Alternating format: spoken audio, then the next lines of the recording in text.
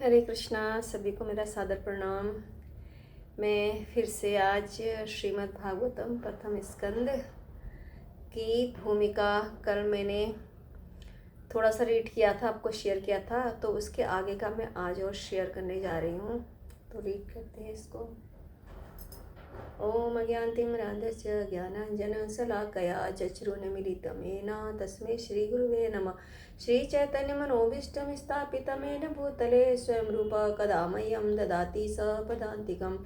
वन्देऽहं श्रीगुरो श्रीयुतपत्कमलं श्रीगुरोन् वैष्णवांश्च श्रीरूपं साग्रजातं सहगणरघुनाथान्वितं तं सजीवं सावधूतं सावधूतं परिजनसहितं कृष्णचैतन्यदेवं श्री राधा कृष्ण पदान शैगण ललिता श्री विशाखान्वितांच।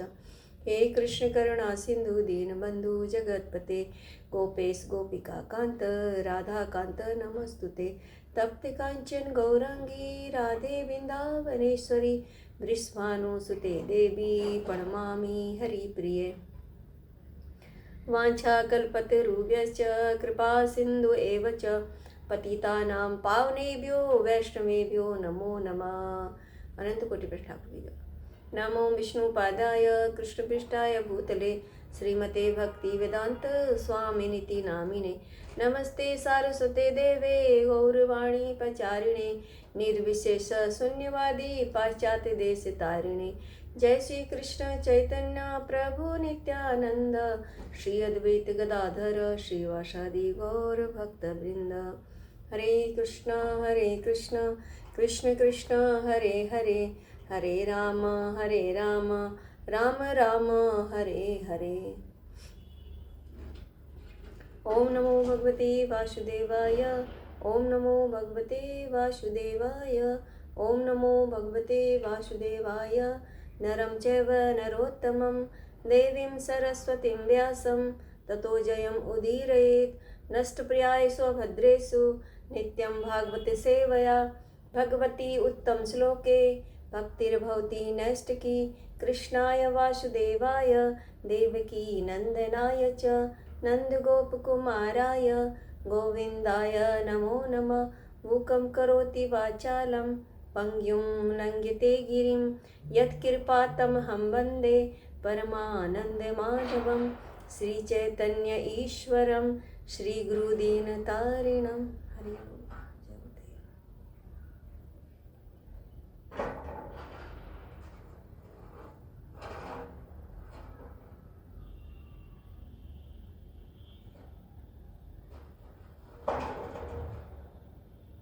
हरे कृष्ण। कल हमारा रह गया था भूमिका में, यहाँ से भूमिका उनके बाल्यकाल की ऐसी अनेक घटनाएं हैं। कभी कभी एक नटखट बालक की भांति वे उन रूढ़िवादी ब्राह्मणों को तंग करते जो गंगा स्नान करने आते। जब ब्राह्मणों ने उनके पिता से शिकायत की कि वे पाठशाला जाने के बदले उन पर पानी फेंकते हैं, तो वे सहसा अपने पिता के समक्ष स्कूल की वेशभूषा में पुस्तकें लिए प्रकट हो गए, मानो वे सीधे स्कूल से आ रहे हों। वे स्नान घाट में पड़ोस की उन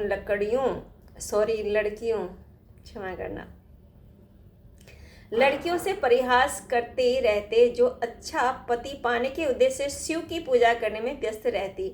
हिंदू परिवारों में कुमारियों में यह सामान्य प्रथा है। जब वे ऐसी पूजा में व्यस्त रहती हैं तो महाप्रभु चंचलता पूर्वक उनके समक्ष प्रकट होकर कहते, मेरी प्रिय बहनों, तुम शिव की भेंट के लिए जो कुछ लाई हो वह मुझे दे दो। शिव मेरे भक्त हैं और पार्वती मेरी सेविका हैं। यदि तुम मेरी पूजा करोगी तो शिव तथा अन्य सभी देवता तुम पर और भी प्रसन्न होंगे। ऐसा क्यों बोलते थे चैतन्य महाप्रभु जी? क्योंकि वह स्वयं ही कृष्ण थे ना। उनमें से कुछ कुमारिकाएं नटखट महाप्रभु की आज्ञा नहीं मानती थी, तो वे उन्हें साफ दे देते और कहते कि तुम मेरी अवज्ञा के कारण ऐसे वृद्ध व्यक्ति से ब्याही जाओगी जिसकी पहली पत्नी से 7 संतानें रहेंगी। भयवश और कभी कभी प्रेमवश ये कुमारिकाएं उन्हें भी विविध सामग्रियां अर्पित करती और तब महाप्रभु उन्हें आशीष देते और आश्वस्त करके आश्वस्त करते कि उन्हें सुंदर युवा पति प्राप्त होंगे और उन्हें दर्जनों संतानें होंगी। ऐसी आशीषों से कुमारियां प्रफुल्लित हो उठती, लेकिन प्रायः वे अपनी माताओं से ऐसी घटनाओं की शिकायतें भी करती। महाप्रभु ने इस प्रकार अपना बाल्यकाल बिताया। जब वे मात्र 16 वर्ष के थे तब उन्होंने अपनी निजी चतुष्पाठी विद्वान ब्राह्मण द्वारा चलाई जाने वाली ग्रामीण पाठशाला आरंभ की। वे इस पाठशाला में व्याकरण पढ़ाते समय भी केवल भगवान श्री कृष्ण की व्याख्या करते। बाद में महाप्रभु को प्रसन्न करने हेतु श्रील जीव गोस्वामी ने एक संस्कृत व्याकरण तैयार किया, जिसमें व्याकरण के सारे नियमों को श्री भगवान के पवित्र नामों के उदाहरणों द्वारा समझाया गया था। यह व्याकरण अब भी प्रचलित है। यह हरिनामृत व्याकरण के नाम से प्रसिद्ध है और बंगाल की पाठशालाओं के पाठ्यक्रम में स्वीकृत है। इसी समय केवल काश्मीरी नामक एक महान काश्मीरी पंडित शास्त्रों पर शास्त्रार्थ करने हेतु नवद्वीप आया। यह पंडित दिग्विजयी था और वह भारत के सभी विद्या केंद्रों का भ्रमण कर चुका था। अंत में वह नवद्वीप के पंडितों से शास्त्रार्थ करने आया था। नवद्वीप के पंडितों ने काश्मीरी पंडित के साथ प्रतियोगिताओं में निमाई पंडित भगवान श्री चैतन्य को प्रस्तुत करने का निश्चय यह सोचकर किया कि यदि निमाई पंडित पराजित होगा तो उन्हें शास्त्रार्थ करने का और अवसर मिलेगा, क्योंकि निमाई पंडित तो अभी एक बालक ही थे और यदि काश्मीरी पंडित पराजित हो गया तो उनकी गरिमा में और वृद्धि होगी, क्योंकि तब लोग यही कहेंगे कि नवद्वीप के एक बालक ने ऐसे विजेता पंडित को पराजित कर दिया जो भारत भर में विख्यात था। संयोग ऐसा हुआ कि गंगा के तट पर टहलते हुए निमाई पंडित की भेंट केशव काश्मीरी से हो गई। महाप्रभु ने उससे गंगा की प्रशंसा में संस्कृत का एक श्लोक रचते हुए कहा।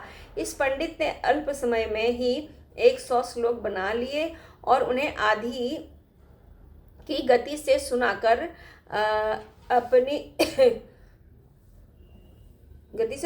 अपने विस्तीर्ण पांडित्य का प्रदर्शन किया।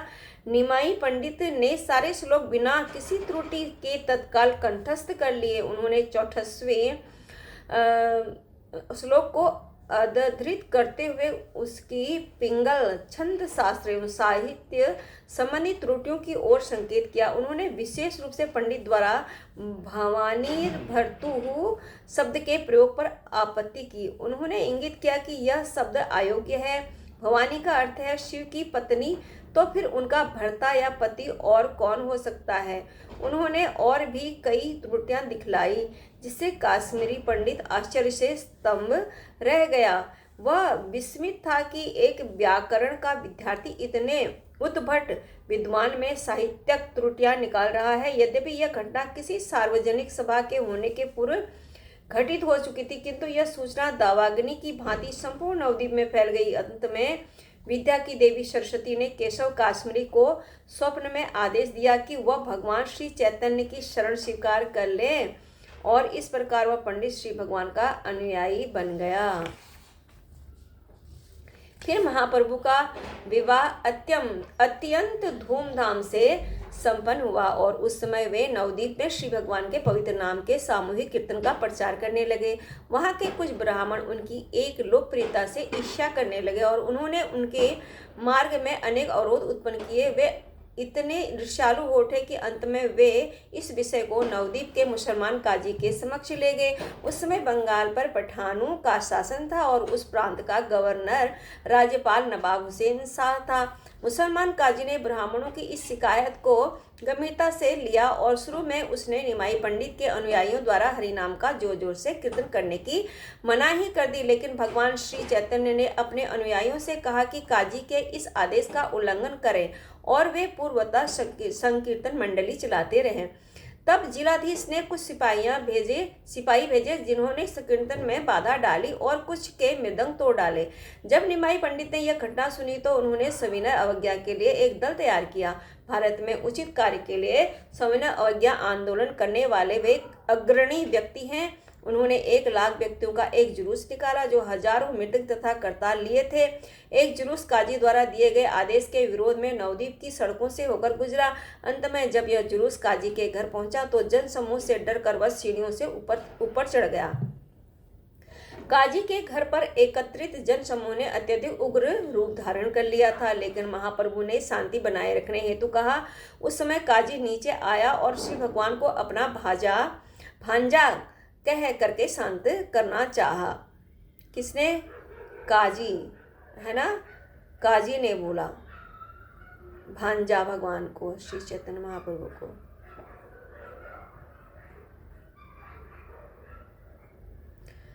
उसने कहा कि श्री नीलांबर चक्रवर्ती को वे चाचा कहते थे और इस प्रकार निमाई पंडित की माता श्रीमती सची देवी उसकी चचेरी बहन लगती थी। उसने पूछा कि क्या उसकी बहन का लड़का अपने मामा पर क्रुद्ध हो सकता है।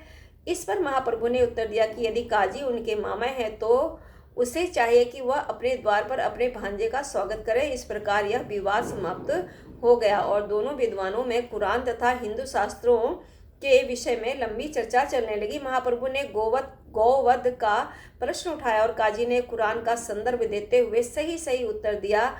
बदले में काजी ने भी महाप्रभु से वेदों में गौमेध यज्ञ के विषय में प्रश्न पूछा, जिसका उत्तर महाप्रभु ने यह दिया कि वेदों में उल्लिखित ऐसा यज्ञ वास्तव में गौवध नहीं है। ऐसे यज्ञ में किसी बूढ़े बैल का या गाय का वध इसलिए किया जाता था कि वैदिक मंत्रों की शक्ति से उन्हें नया युवा जीवन प्राप्त हो सके, लेकिन कलयुग में ऐसा गोमेध यज्ञ वर्जित है क्योंकि ऐसा यज्ञ संपन्न कराने वाले योग्य ब्राह्मण उपलब्ध नहीं है। वस्तुतः कलयुग में ऐसे सभी यज्ञ वर्जित है क्योंकि ये यज्ञ अल्पज्ञ पुरुषों के व्यर्थ प्रयास मात्र है। कलयुग में समस्त व्यवहारिक उद्देश्यों के लिए एकमात्र संकीर्तन यज्ञ की स्तुति की गई है। इस प्रकार बातें करते हुए महाप्रभु ने काजी को समझाया और वह महाप्रभु का अनुयायी बन गया। तत्पश्चात काजी ने घोषणा की कि महाप्रभु द्वारा प्रवर्तित संकीर्तन आंदोलन में कोई बाधक न बने और अपनी बाद की पीढ़ी के लिए भी वह यह आदेश अपनी वसीयत में छोड़ता गया।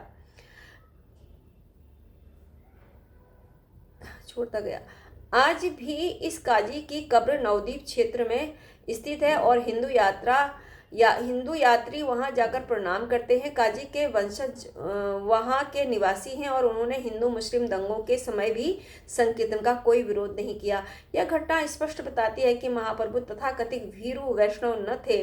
वैष्णव श्री भगवान का एक निर्भीक भक्त होता है और न्याय संगत उद्देश्य के लिए वह कोई भी उचित कदम उठा सकता है।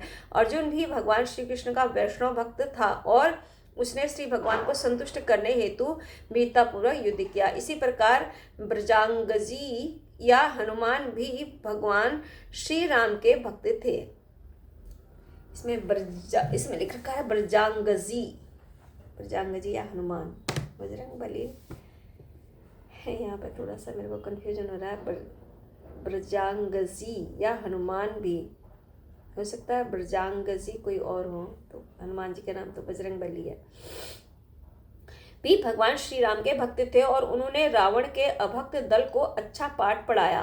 वैष्णव धर्म का सिद्धांत है कि सभी प्रकार से श्री भगवान को प्रसन्न करना।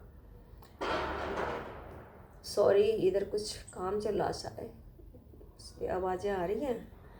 वैष्णव स्वभाव से अहिंसक और शांत जीव होता है तथा उसमें ईश्वर के समस्त सद्गुण रहते हैं, किंतु जब कोई अभक्त श्री भगवान या उनके भक्तों की निंदा करता है तो वैष्णव कभी भी ऐसी दृष्टता को सहन नहीं करता। इस घटना के पश्चात महाप्रभु अपने भागवत धर्म या संकीर्तन आंदोलन का और तेजी से उपदेश तथा प्रचार करने लगे और जो भी युग धर्म के इस प्रचार के विरुद्ध खड़ा हुआ उसे विविध प्रकार की प्रताड़नाओं द्वारा दंडित किया गया। चापल तथा गोपाल नामक 2 ब्राह्मण महाशय जो महाप्रभु के मामा भी लगते थे, वे दंड के रूप में कोढ़ से ग्रस्त हो गए, किंतु बाद में जब उन्होंने पश्चाताप किया तो श्री भगवान ने उन्हें अपनी शरण में ले लिया। अपने उपदेश कार्य के दौरान वे नित्य ही द्वार जाकर श्रीमद् भागवतम का उपदेश करने हेतु अपने अनुयायियों को भेजते थे, जिनमें उनकी मंडली के दो प्रमुख व्यक्ति श्रील नित्यानंद प्रभु तथा श्री ठाकुर हरिदास भी सम्मिलित होते थे। समस्त नवद्वीप उनके संकीर्तन आंदोलन से अनुप्राणित था और उनका मुख्य कार्यालय उनके दो प्रमुख ग्रस्त भक्तों श्रीवास ठाकुर तथा श्रील अद्वैत प्रभु के घर में स्थित था। ये दोनों ब्राह्मण जाति के विद्वान मुखिया थे जो भगवान श्री चैतन्य के आंदोलन के प्रबल समर्थक थे। श्री अद्वैत प्रभु श्री भगवान के अवतरण के लिए मुख्य रूप से जिम्मेदार थे। जब श्री अद्वैत प्रभु ने देखा कि समस्त मानव समाज भौतिक कार्यकलापों से भरा है और भक्ति से विहीन है, जो मानव जाति को भौतिक अस्तित्व के तीनों प्रकार के संतापों से बचाने का एकमात्र साधन है, तब उन्होंने काल का शिकार बने हुए मानव समाज पर अपनी अहेतु की दयावश श्री भगवान से अवतरित होने की उत्कट प्रार्थना की और वे गंगा जल एवं पवित्र तुलसी दल से श्री भगवान की पूजा निरंतर करते रहे जहाँ तक संकीर्तन आंदोलन के उपदेश कार्य का संबंध था। महाप्रभु का आदेश था कि प्रत्येक व्यक्ति नित्य अपना भाग पूरा करें। एक बार श्री नित्यानंद प्रभु तथा श्री हरिदास ठाकुर मुख्य सड़क पर जा रहे थे तो उन्होंने सामने ही एकत्र शोर मचाती भीड़ देखी। राहगीरों से पूछने पर उन्हें पता चला कि जगाई तथा माधाई नामक दो भाई शराब पीकर उपद्रव मचा रहे हैं। उन्होंने यह भी सुना कि वे दोनों भाई सम्मानित ब्राह्मण परिवार में जन्मे हैं, किंतु कुसंगति के कारण वे अत्यंत पतित बन गए हैं। वे न केवल शराबी थे अपितु मांस भक्षक, व्यभिचारी, डाकू तथा सभी प्रकार के पाप करने वाले थे। श्री नित्यानंद प्रभु ने उनकी संपूर्ण कहानी सुनी और यह निश्चय किया कि सर्वप्रथम इन दोनों पतित आत्माओं का उद्धार होना चाहिए। यदि इन दोनों को पापमय जीवन से उबार लिया जाए तो भगवान श्री चैतन्य का अच्छा नाम और भी महिमा मंडित हो जाएगा। इस प्रकार सोचते हुए श्री नित्यानंद प्रभु तथा हरिदास दोनों ही भीड़ के बीच से घुसते हुए वहां गए और दोनों भाइयों से भगवान श्री हरि का नाम जपने हेतु कहा। इस प्रार्थना पर नशे की हालत में वे दोनों भाई आग बबूला हो उठे और नित्यानंद प्रभु को भद्दी भद्दी गालियां दी। दोनों भाइयों ने दूर तक उनका पीछा किया। जब शाम को महाप्रभु के समक्ष उपदेश कार्य की सूचना प्रस्तुत की गई तो महाप्रभु को यह जानकर प्रसन्नता हुई कि श्री नित्यानंद तथा श्री हरिदास ने ऐसे दो मूर्खों का उद्धार करने का प्रयत्न किया। दूसरे दिन श्री नित्यानंद प्रभु इन दोनों भाइयों को मिलने गए और जब वे उनके पास पहुंचे तो उनमें से एक ने उनको मिट्टी के बर्तन का एक टुकड़ा मारा। वह उनके मस्तक पर लगा और उसे तुरंत खून बहने लगा, लेकिन श्री नित्यानंद प्रभु इतने दयालु थे कि इस जघन्य कृत्य का विरोध करने के बदले उन्होंने कहा, चलो कोई बात नहीं कि तुमने मुझ पर पत्थर फेंका, इतने पर भी मैं तुमसे प्रार्थना करता हूँ कि तुम भगवान श्री हरि के पावन नाम का उच्चारण करो। इन भाइयों में से एक जगाई श्री नित्यानंद प्रभु के इस आचरण को देखकर विस्मित हुआ और वह तुरंत उनके पैरों पर गिरकर अपने पापी भाई को क्षमा करने की विनती करने लगा। जब माधाई ने पुनः श्री नित्यानंद प्रभु पर प्रहार करना चाहा तो जगाई ने उसे रोका। उनके चरणों पर गिरने हेतु उससे विनती की। इस बीच श्री नित्यानंद प्रभु को चोट लगने की जानकारी महाप्रभु तक पहुंच गई और वे तुरंत ही अत्यंत कुपित होकर उस स्थान पर जा पहुंचे। श्री भगवान ने तुरंत ही उन पापियों का वध करने हेतु अपने सुदर्शन चक्र का आह्वान किया, लेकिन श्री नित्यानंद ने उन्हें उनके उद्देश्य की याद दिलाई। श्री भगवान का उद्देश्य कलयुग के आशाहीन पतितों का उद्धार करना था और जगाई तथा मधाई दोनों भाई ऐसे पतितों के विलक्षण उदाहरण थे। इस युग की 90% जनता उच्च कुल में जन्म लेने तथा सांसारिक सम्मान प्राप्त करने के बावजूद भी इन दोनों भाइयों के समान है। प्रमाणिक शास्त्रों का निर्णय है कि इस युग की समस्त जनता निम्नतम शूद्र गुणों वाली या इससे भी नीच होगी।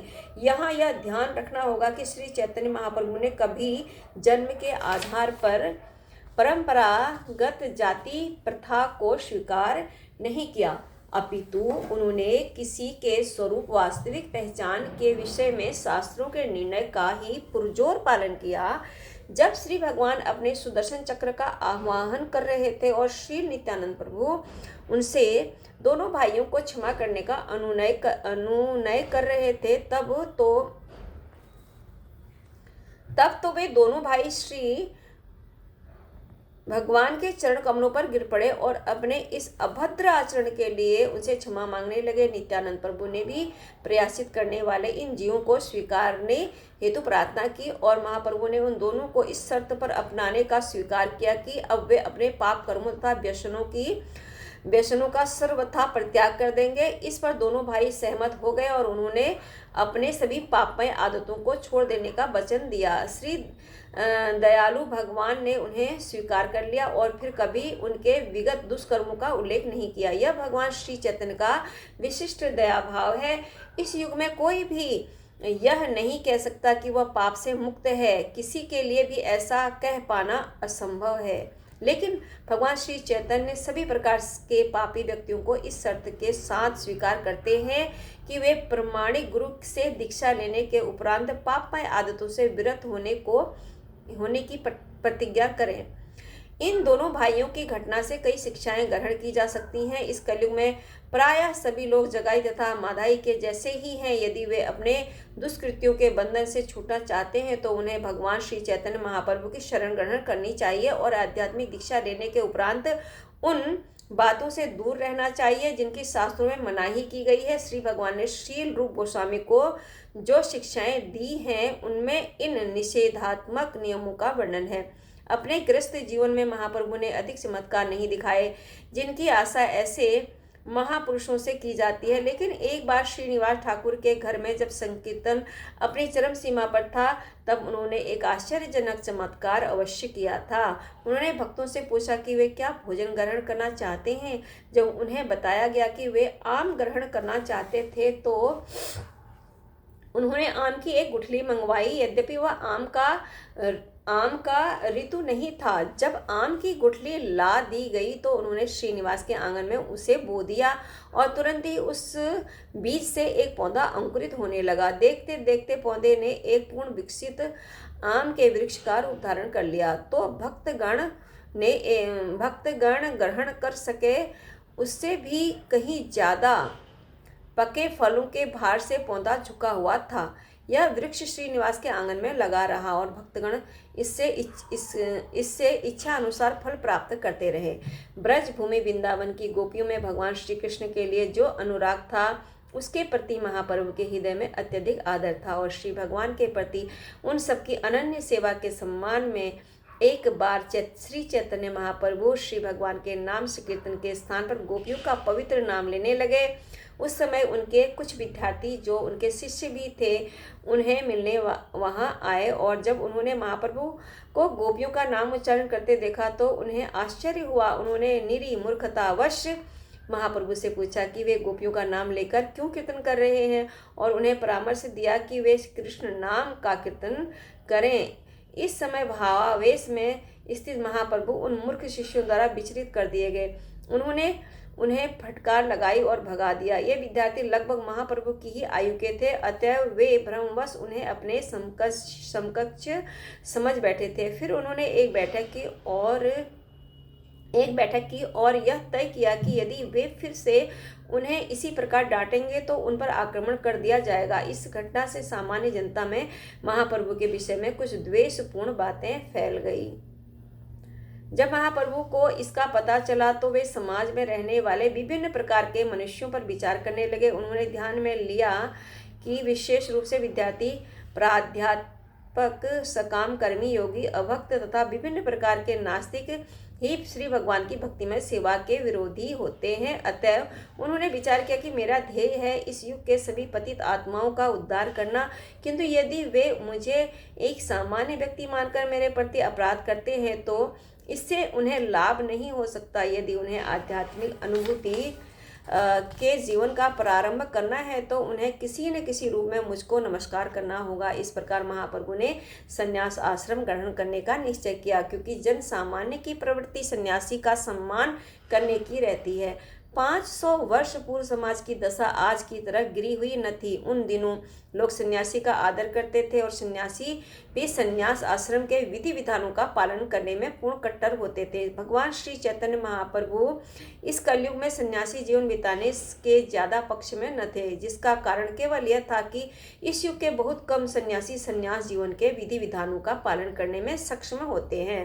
लेकिन श्री चैतन्य महाप्रभु ने संन्यास ग्रहण करके आदर्श सन्यासी बनने का निश्चय किया, जिससे कि सामान्य जनता उनका सम्मान कर सके। चूंकि सन्यासी को सभी वर्णों तथा आश्रमों का गुरु माना जाता है, अतः प्रत्येक व्यक्ति सन्यासी का आदर करने हेतु कर्तव्यबद्ध है। जब वे संन्यास ग्रहण करने की सोच ही रहे थे कि एक ऐसी घटना घटी कि केशव भारती नामक मायावादी संप्रदाय के एक सन्यासी जो बंगाल में कटवा के निवासी थे नवद्वीप आए और महाप्रभु ने उन्हें अपने यहाँ भोजन पर आमंत्रित किया। जब केशव भारती उनके घर पहुँचे तो महाप्रभु ने उनसे संन्यास प्रदान करने का अनुरोध किया।